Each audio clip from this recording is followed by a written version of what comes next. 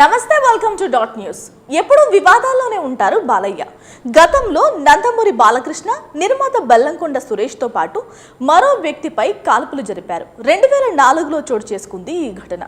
Lakshmi Narasimha cinema release తర్వాత ఇద్దరి మధ్య వివాదం రాజుకుంది. దీంతో బాలయ్య కోపం వచ్చి కాల్పులు చేపట్టారు. ఆ కాంట్రవర్సీ ఇండస్ట్రీతో పాటు ఇప్పుడు పొలిటికల్ గాను నలుగుతూనే ఉంది. అసలు ఏం జరిగిందనే విషయాన్ని ఎవరూ ఏమీ చెప్పలేకపోతున్నారు.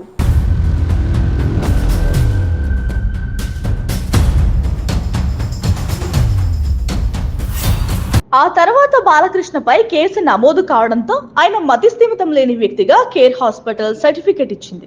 దీనితో పాటు ఆయన పిచ్చివాడని అంటూ ఎర్రగడ్డ మెంటల్ హాస్పిటల్ నుంచి ఆయన సర్టిఫికెట్ తెచ్చారు.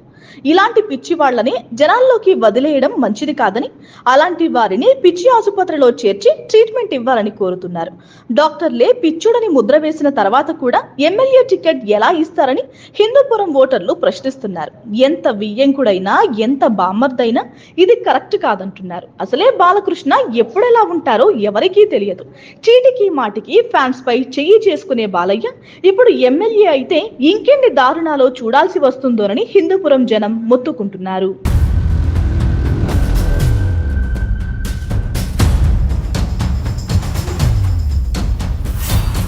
ఒక పిచ్చివాడి చేతిలో హిందూపురం నియోజకవర్గం పెట్టి టీడీపీ ఏం సాధిస్తుందని విశ్లేషకులు ప్రశ్నిస్తున్నారు.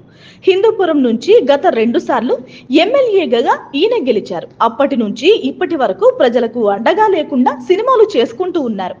ఎమ్మెల్యేగా గెలిపించి తప్పు చేశామని ప్రజలకు అర్థమైంది. ఈసారి ఎలాగైనా మార్పు కోసం హిందూపురం ప్రజలు చూస్తున్నారట. నియోజకవర్గం అభివృద్ధిని పట్టించుకోకుండా ఎక్కడో హైదరాబాద్ లో సినిమాలు చేసుకుంటున్నారని అక్కడి ప్రజలు ఆరోపిస్తున్నారు. ఇలాంటి పిచ్చివాడు నియోజకవర్గానికి అవసరమా అనే భావన హిందూపురం ప్రజలు బాబును సూటిగా ప్రశ్నిస్తున్నారు.